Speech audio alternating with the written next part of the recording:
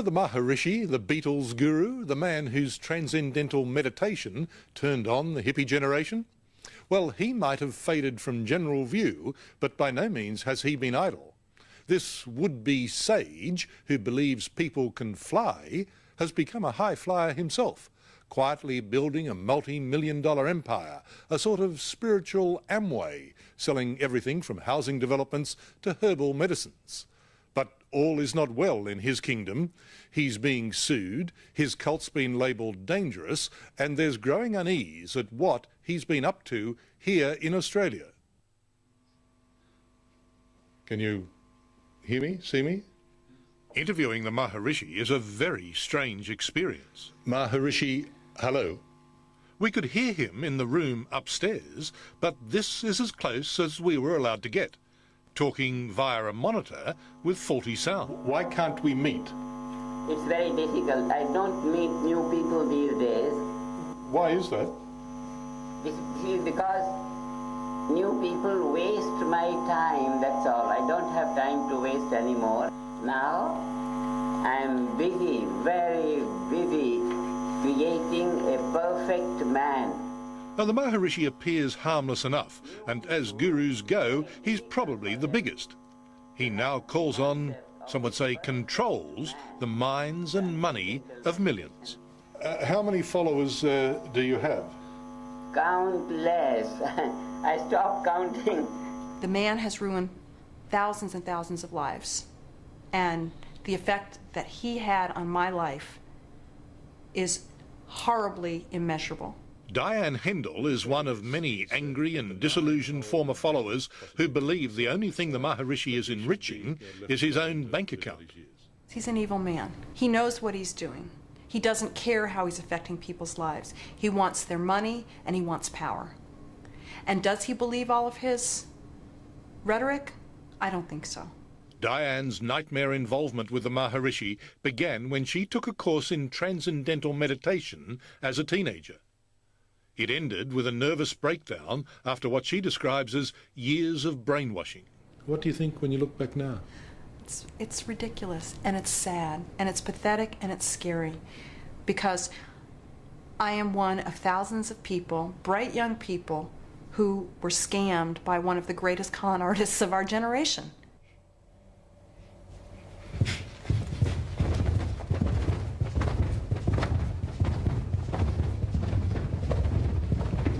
While his lieutenants assert the Transcendental Meditation movement is not a fly-by-night cult, given some of the Maharishi's bizarre teachings, you'd have to wonder.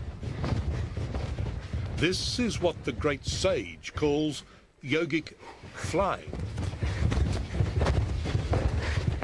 You've been into this business for how long? About 20 years. Before that, I taught school and I had a business. Right. And then I went into the TM. And now you believe you can fly? I believe I can hop.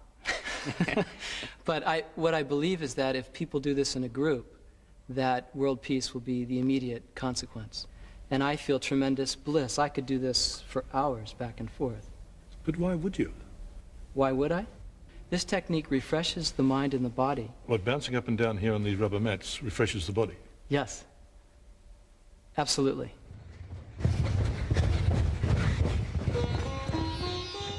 The Maharishi now calls free-thinking Holland his home. Here at this former seminary in the little town of Vlodrop, he's set up his world headquarters. And he's built himself this grandiose edifice. It's no less than a palace.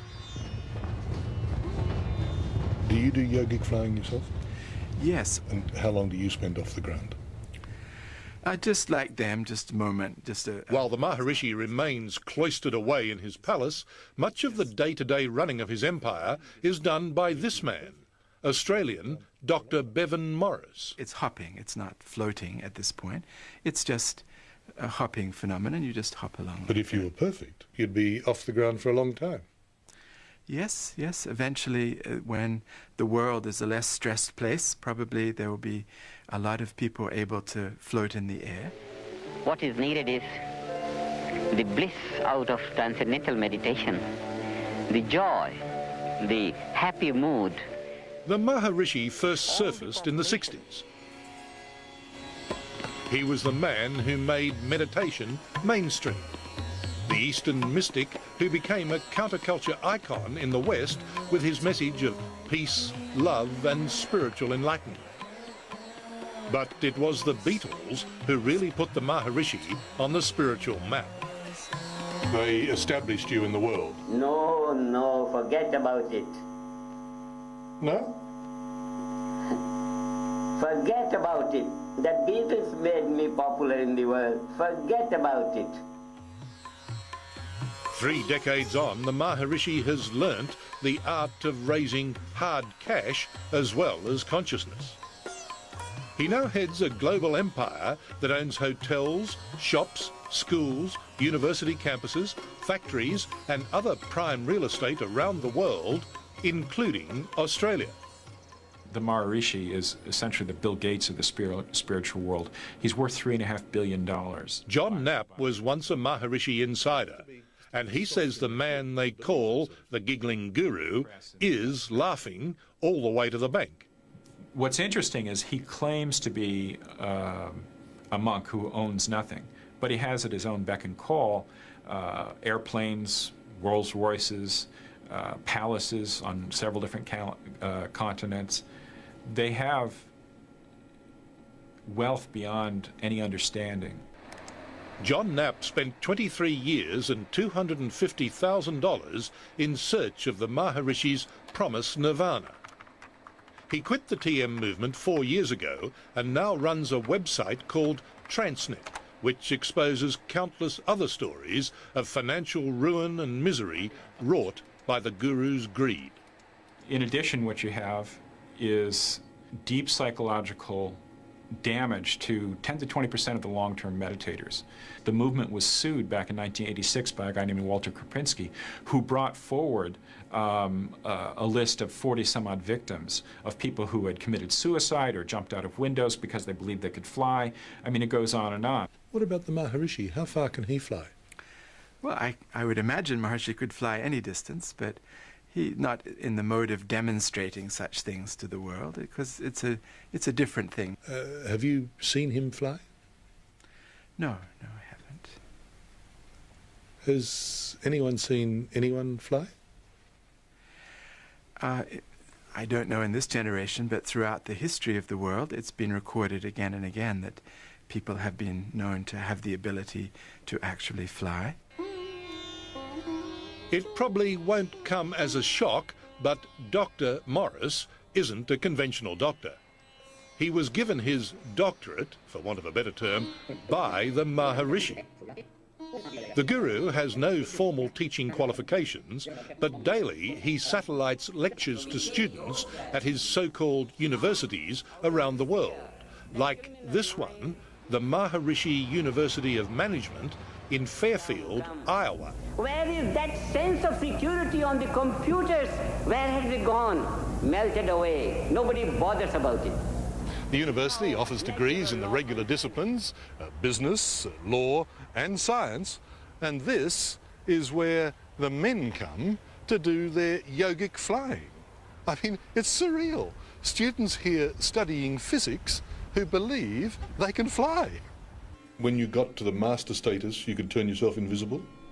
That's the claim, that's the belief.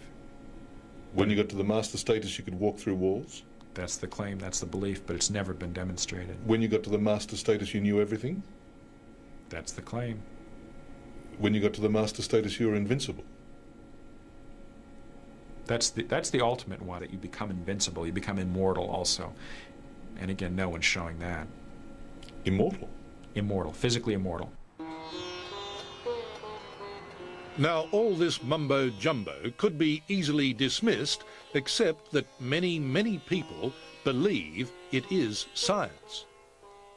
Also, the Maharishi fields candidates in parliamentary elections. In Australia, his Natural Law Party has contested numerous seats with some unique policies, like its ideas on defence. We would propose to Mr. Howard that, and we've actually proposed to some of the military leaders of Australia, that it'd be good to take 2 or 3% of the military and have them practice transcendental meditation and yogic flying to act as a prevention wing. When one practices yogic flying, one stimulates or enlivens that basic universal field, and that creates this field effect of consciousness. And that is what neutralizes the cause of war. Now, if I say that's gobbledygook, rubbish, what do you say to that? Well, again, I have to say that you have to have the experience of it. No. I don't have to do a test to convince me that water won't flow uphill, and I'd contend I don't need a test to conclude that what you're saying is gobbledygook and rubbish. Well, I would consider that to be not the comment of a rational man. People who think like that are in serious need of help. And it's serious when people with minds that deranged enter into real estate deals with the New South Wales Labor Council, the peak union body here in Sydney. Now, this is amongst the most beautiful of all the Sydney waterfronts, and 53 wonderful acres of it are owned by the trade union movement. Now, in one of those peculiarly sharp Sydney real estate deals, the unions have entered into an agreement with the Maharishi and his followers for them to take over this place and run, of all things, health education here. Soon, it seems, the Maharishi and those other ill people will be flying along this beach courtesy of the trade union movement. How much money are you prepared to pay for the land? I don't have any money. I don't think of any money. It is the Australians who spend the money, who will do all the money matters. Don't waste my time in all these superficialities.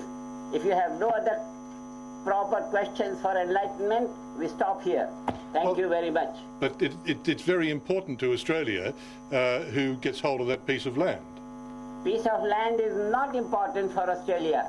My teaching is important, through which Australia can become an invincible country. Just now, Australia is a slave of Britain. My transcendental meditation can make Australia invincible.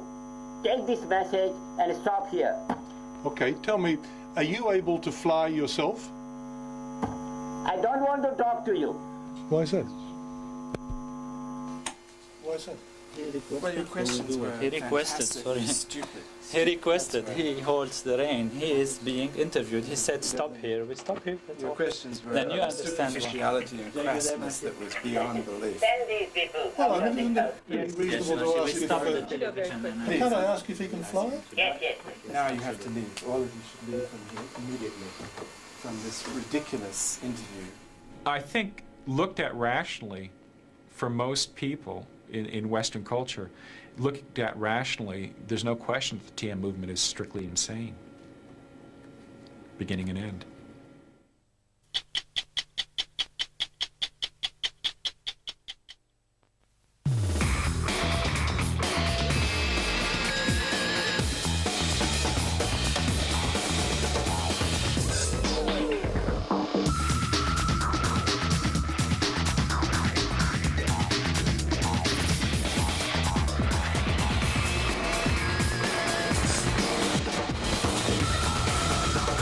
The world's full of rules. Why follow them? New Echo, same planet, different world.